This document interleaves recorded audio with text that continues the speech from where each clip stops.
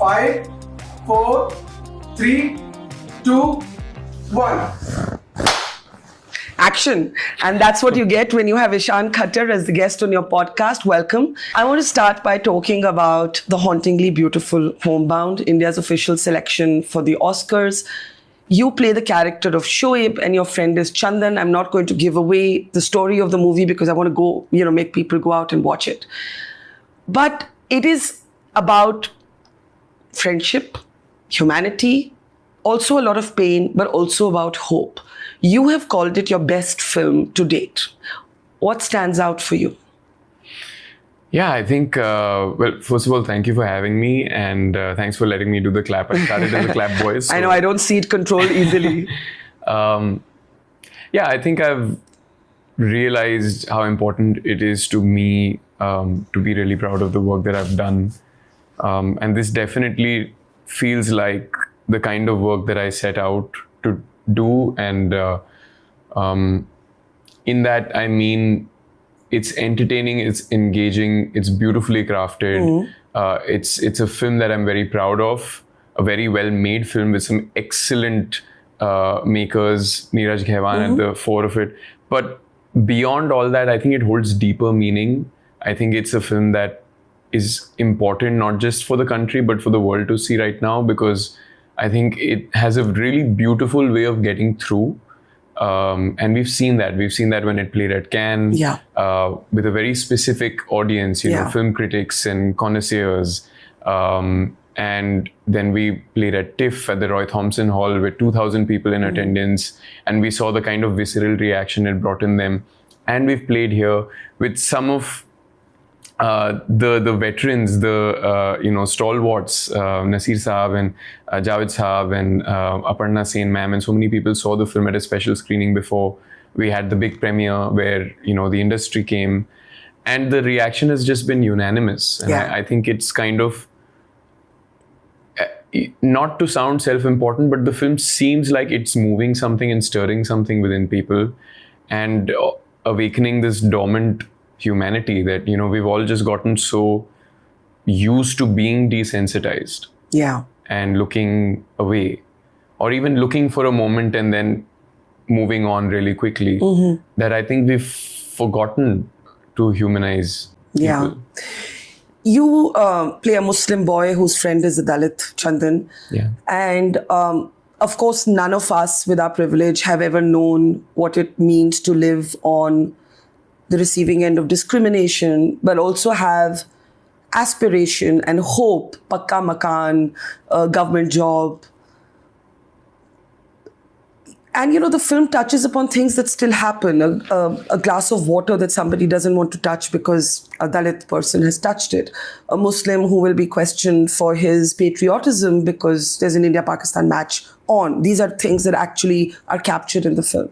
And yet in the end, set against the COVID pandemic, and it's a story close to my heart because I reported it extensively. It is a story about hope. It's about discrimination, but it's also about hope. How did you get into the character of Shoaib? I know you made a trip to Barabanki. I know there was an element of method acting here because this was maybe too far removed from your own life. Yeah, I mean, the one thing that I would like to address first is I don't think that anybody, or maybe I don't want to make a sweeping statement, but I don't think that people are not privy to discrimination. I think there are various forms of it. And it starts as early as, your formative years, your childhood, school, for some of those of us who are privileged enough to have an education. There is an othering, for one thing or one reason or the other. It's just a social conditioning. I think people find reasons to differentiate very quickly. And it has a lot to do with upbringing. It's a lot of social conditioning that has, I think it's just, it's been there, it's age old, it's been there for I didn't mean to thousands of say years. that there is no othering in our class. I just meant to say that it isn't the kind of othering that would happen Yes, also absolutely. to a poor person who's, who lives in a village whose aspiration is a pakka makan. Absolutely. Absolutely. And that is a hurdle that feels far more difficult to cross, and also because of the lack of empowerment, you know, and These are questions, I think, that are important questions. And I'm really proud that the film is starting conversations as such. Because even if you just talk about from a cinematic lens, we are not telling stories of the hinterland, of stories that are 80%, 90% of our population stories. I was going to ask you that. The movies that get made now, Yeah. they're either about the very rich, very glamorous, nothing wrong with that, or they're sort of in some completely other genre. They're not the stories of like regular folk. Yeah. And this makes for a shift. It's kind of like back to the 80s sort of movies that I grew up on, Even back to the 50s, 60s, because Yeah. I was just talking about this, this is the cinema that India was known for. Yeah. Social cinema. Yeah.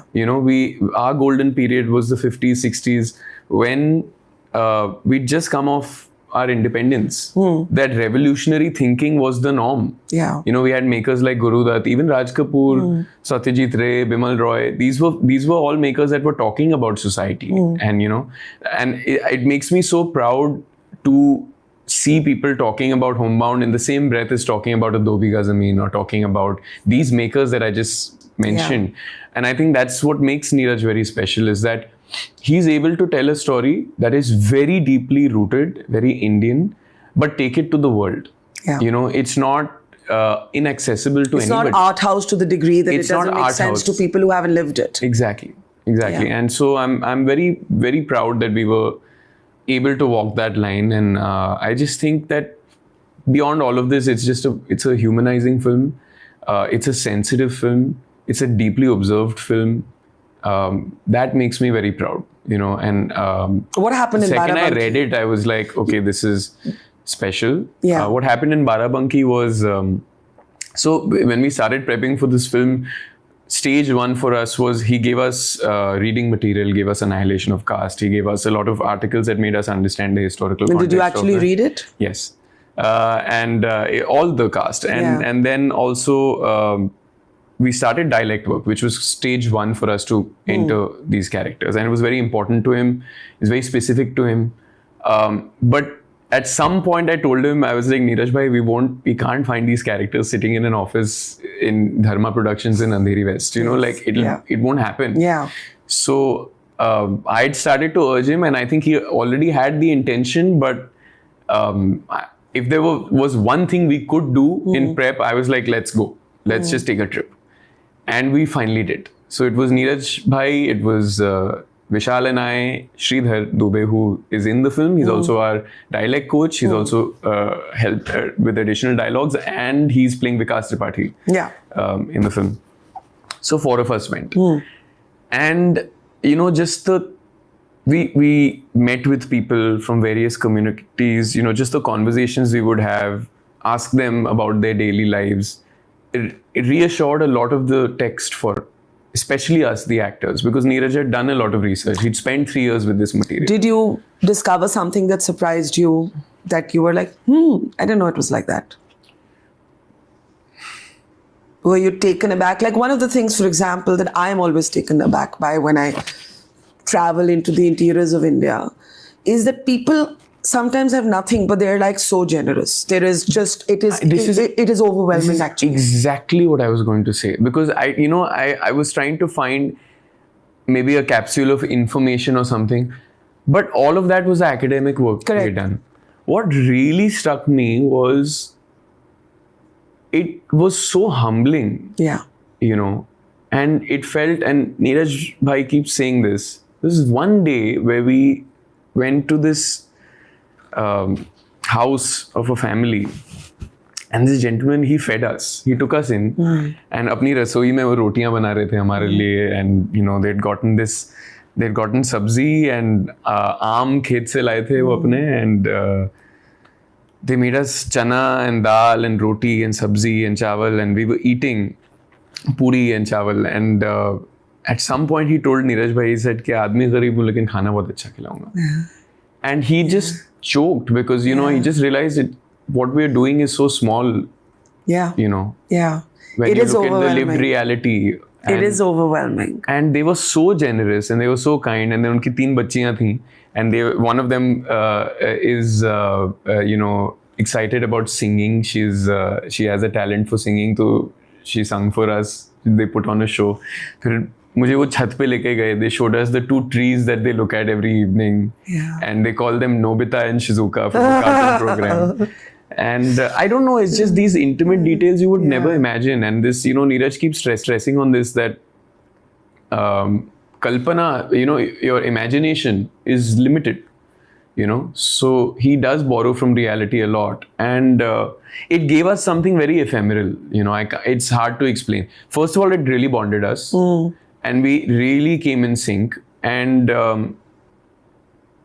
we didn't need to think twice after that, because it became intuitive. It became intuitive. We also understood the lived reality, not in a bookish way, and of course there was a lot to talk about, a lot that they shared with us, but at the same time, it gave us something also physically, like कहते हैं ना हवा पानी का जो असर होता है, like the walk, those kind of things as actors is very valuable. And I remember that day after this incident, I just said, I walked out, and just for a fleeting moment, I felt like कि मेरा ही गाँव है.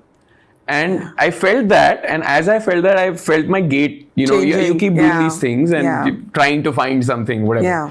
But it felt very organic, and Vishal, who was sitting 100 meters down, he saw me and he said, Shoaib, nice walk. And he just recognized it, he just said, कि कुछ मिला इसको. So I don't know, it's a very inexplicable thing, but very special, and it felt. And that was the day that he narrated the film to us, one and only time, because we'd each read it individually, had our own journey with it.